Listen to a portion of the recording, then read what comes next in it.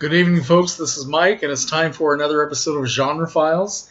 I'm a little bit late getting this done, so let me jump right into it. The genre for this week was adventure, and I've picked what I consider to be the most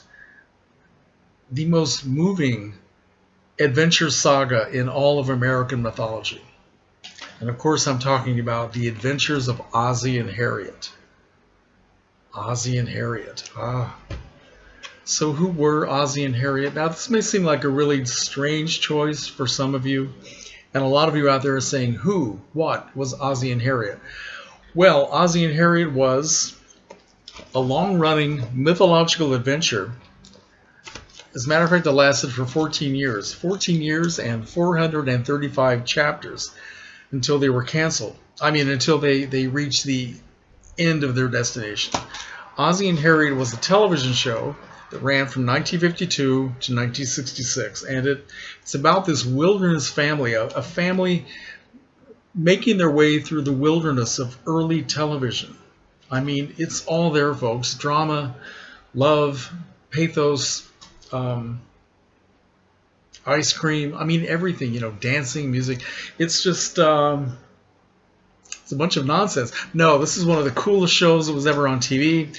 And people like me who lived during this time, it's a very important part of our culture, but for some reason they actually call it The Adventures of Ozzie and Harriet. So I couldn't think of anything else in the adventure genre. It's not really my genre, so I was going to watch The Adventures of Robin Hood, but I saw this on the shelf instead, so I thought just for fun. Ozzie and Harriet, who were these people? Ozzie Nelson was a musician and a band leader, born in 1906. So in the 1930s and 40s, he had his own orchestra, and I guess he was doing pretty well. He married a woman who was an actress and a singer whose stage name was Harriet Hilliard. They got married in the early 1930s, and she sang with the band, and she also performed in some films. In fact, you can see her in a very famous Fred Astaire Ginger Rogers film called Follow the Fleet in 1936, Harriet Hilliard. And they had two children, two sons, David and Ricky.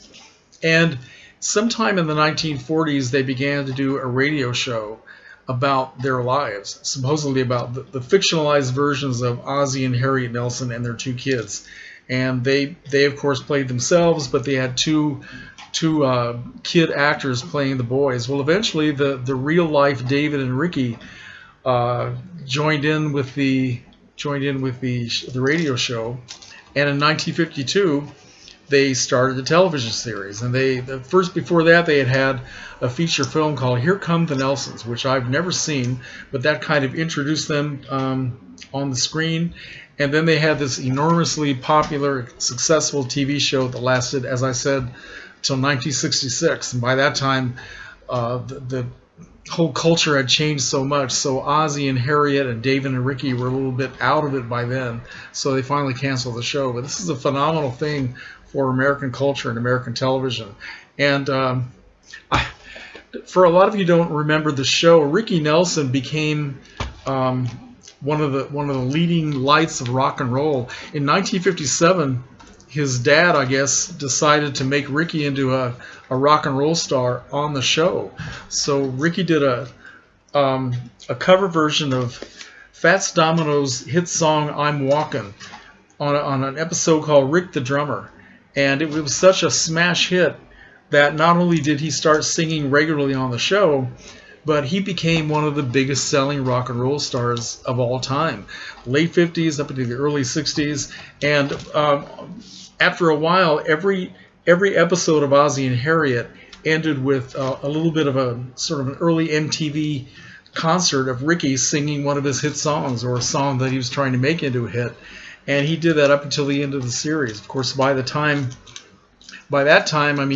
even music culture had changed because of the British invasion in 1964, and all of a sudden, all of the old rock and roll stars seemed like overnight they were kind of passé. But Ricky kept on, and after the show, he kept doing his music and was very popular up until he unfortunately died very young in 1985 in a plane crash. So Ozzie and Harriet, I thought I'd do this just for fun.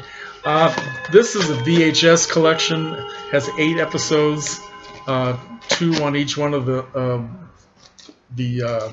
tapes. Let me tell you some of the episodes here, right? To give you an idea of what Ozzie and Harriet was like. Here's one called, here's a classic. I watched this the other night. This is a really good one. Tutti Frutti ice cream. The Nelsons are on a diet, and everyone gets a yearning for Tutti Frutti ice cream. Ozzie even dreams about it. And in a dream sequence, the entire family is singing about it. Tutti Frutti ice cream. You talk about entertainment. I mean, we had it back in the 50s, I'm telling you. Then we have something called Ozzie a Go-Go. Ozzie asks his daughter-in-law, Chris, to teach him how to dance to the latest dance craze so he can show up his neighbor Joe. I haven't seen that one. Ricky the law clerk. David hires Rick as a clerk in his law office. But when a local judge sends his nephew around to be interviewed for the position, Rick and David come up with a plan to discourage him from asking for the job. We have all kinds of... the whole thing was supposed to be the everyday real life of real people, the Nelsons. Well, of course it wasn't, because these people weren't living a real life. They were on TV all the time, so all they did was work. And the kids didn't really have a normal upbringing. But somehow they managed to work together all day, but they also lived together, and I guess they had a halfway decent family life. During the course of the show, of course, David and Ricky both grew up, and they got married. First it was David, who was the older brother. He married a woman named, who did he marry? Her name was June Blair. And they brought her into the show as David's wife in the show. Then Ricky got married to a young woman named Chris Harmon, and they brought her into the show.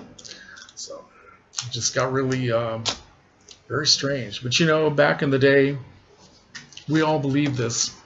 We believed this was real. Some of us still believe it, which is sad.